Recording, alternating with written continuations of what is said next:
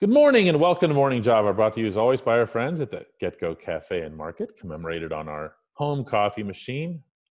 Over in his home is Alex Stumpf, exercising excellent social distancing. Oh, yeah.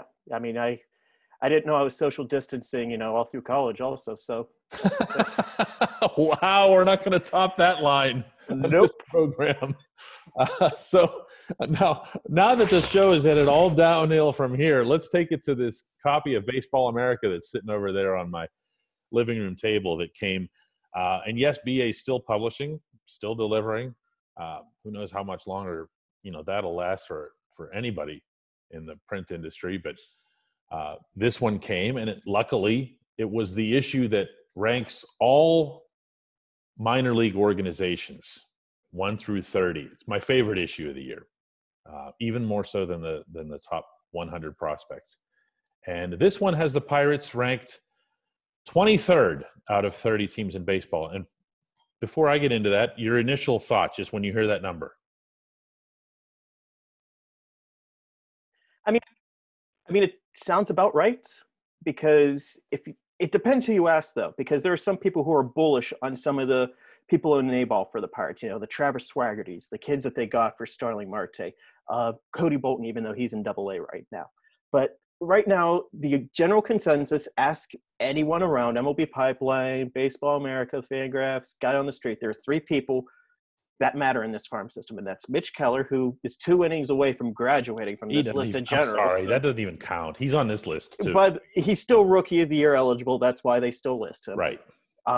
Brian Hayes, who could also lose his rookie status, at some point this year if he plays enough, and O'Neal Cruz, who is the true wild card in the Pirate system. Probably the guy who with a good year could catapult into the top 15. No, he's the Polanco. I mean, he is literally Gregory Polanco. He is, to the point that they were rooming this spring. No, except that he's a shortstop, which is still strange, but whatever. Give him a couple months, he'll go to right field. But you like having those high-end guys, those high-ceiling guys, but again, our conversation just ended after 2 prospects.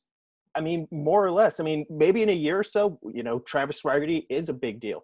Maybe whoever they take in that, number 7 spot, if it's an Austin Hendrick or a type player, that guy could definitely be top 100, no questions asked.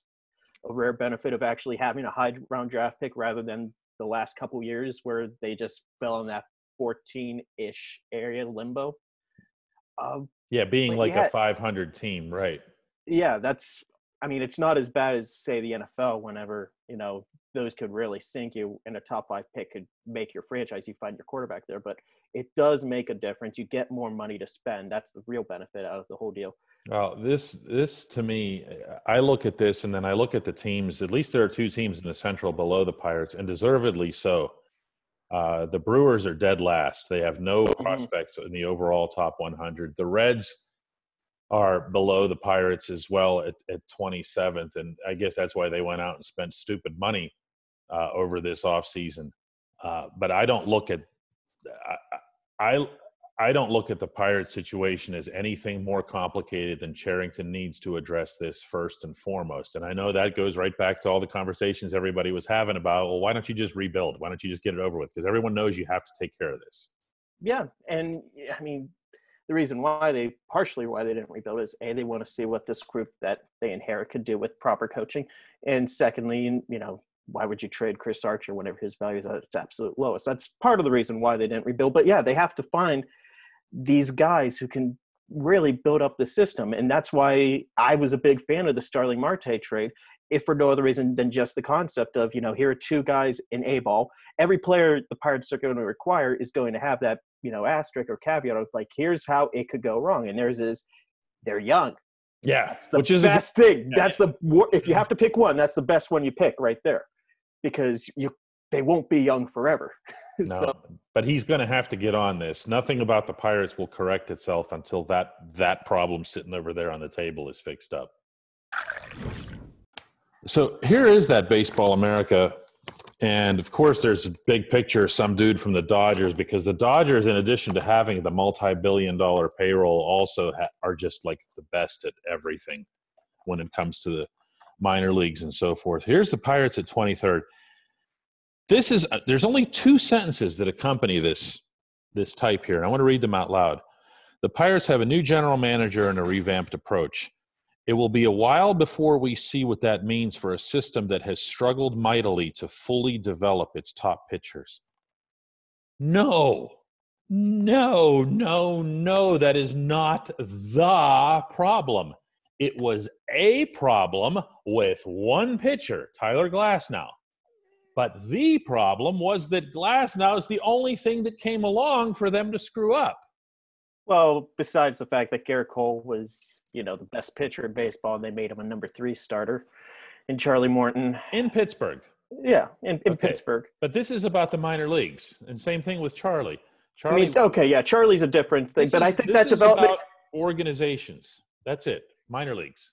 Well, yeah, but that they're not really being assessed on in the minor leagues. It's how they perform in the major leagues, though, because Tyler Glasnow was a consensus top 10 prospect by the time he got up to the major leagues. Overall, you're correct, but for this ranking, this is strictly about the minor leagues. It even refers to recent graduates and so forth. So in this context, they're referring to my point is, I get tired of hearing that the Pirates, people make it sound like they were good at drafting and they were bringing up all these great players that they were just getting screwed up in Pittsburgh. This is not the case.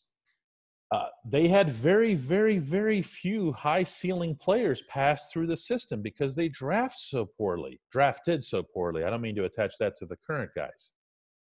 And you know what's interesting was the Pirates, whenever they did draft, ever since Appel burned them, and they weren't able to sign him, they only went with high school pitchers that they drafted in the high rounds. Right. It was college after that, but in the very high rounds, where they're putting the most, chips in, it was high school arms, and it just really didn't work as well. I mean, maybe Shane Baz, could be another guy, that they just let slip through their fingers in the same way they did with Glasnow. But part of the problem, I will agree, was they weren't able to bring in enough of the high, ceiling players. But then again, you don't know, maybe someone just fizzled out in an A-ball, whatever. They did have that high ceiling, and, they just weren't able to put it all together. It's a bit of a chicken egg. Well, here's the thing, though. For the egg to come through, you're going to need Ben Cherington and Alex Sanders to really come through with the approach that they've used previously, which was getting high ceiling guys. That's what they did in the Marte trade. That's what they did in Toronto. They went for guys that were high ceiling, high risk too, but knowing that they at least had the talent to maybe make a difference someday. That's what the Pirates system has needed for the longest time.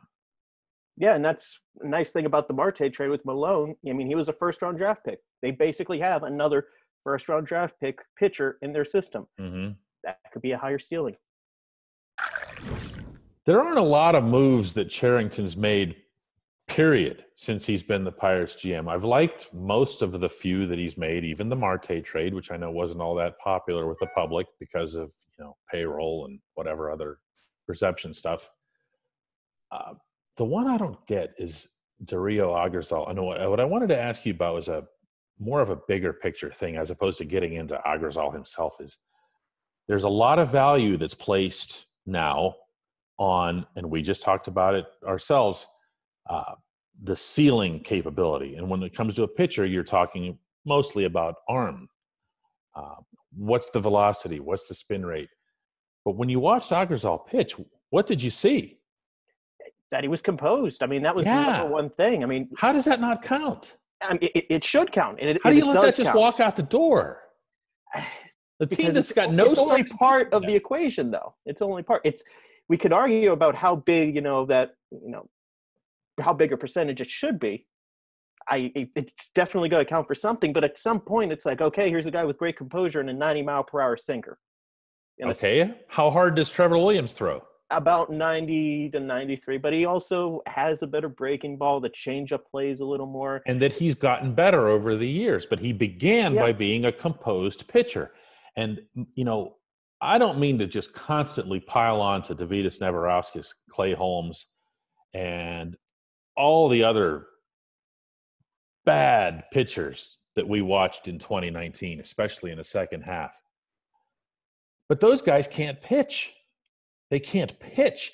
They might be able to register something that impresses a scout and that does something on the side. And look, I hear it from their teammates too. Josh Bell's telling me over the winter, oh, wait till you see Clay Holmes. He's the next Glass now and everything.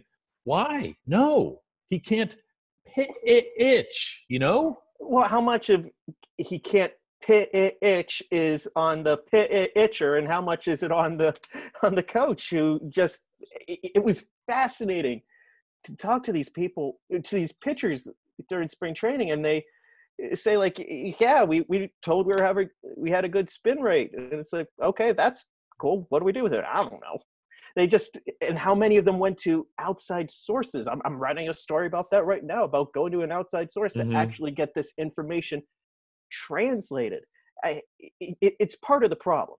It is a big part of the problem. No question. I'm not going to dispute. You can't teach composure. I'm going to be. I just don't think that should be thrown out as a trait. And I don't think in this particular case that this pitcher should have been thrown out on a team that's got no starting depth. And look, nobody could have forecast coronavirus in the roster making or whatever. No.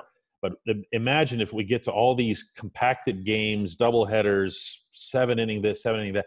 You'd love to have had a guy like that in your rotation, or as a reserve in your rotation, or even as a long guy. You know who they're going to be bringing out as long guys now, right? It's going to be Clay Holmes and Davidas Nebraska. Yes. And all that's going to do is turn a 5-0 deficit into a 12-0 deficit, and it's going to be 2019 all over again. But you don't know that 100%. This is the same thing that we talked about in the last segment, that higher ceiling, the guys who maybe just fizzled out in A-ball. I still think Davidas Nebraska and Clay Holmes, it could be good major league pitchers if they're utilized correctly. We're going to find out, and that's kind of been the trait I've seen in those moves that Cherington made. He got rid of the Pablo Reyes, someone who, he's fine as a utility player, but do you really want to give him, a bunch of starts, really rely on him? No. James Marble, he was outrighted off the roster. Minor league pitcher of the year. Minor league pitcher of the year, Pirates James system. Marble, even though that's more indictment on the Pirates pitching system. Right after they handed him the award. Yeah. The storylines from the previous regime will never stop giving. They just won't. That was like maybe top 20 out of last year, believe it or not.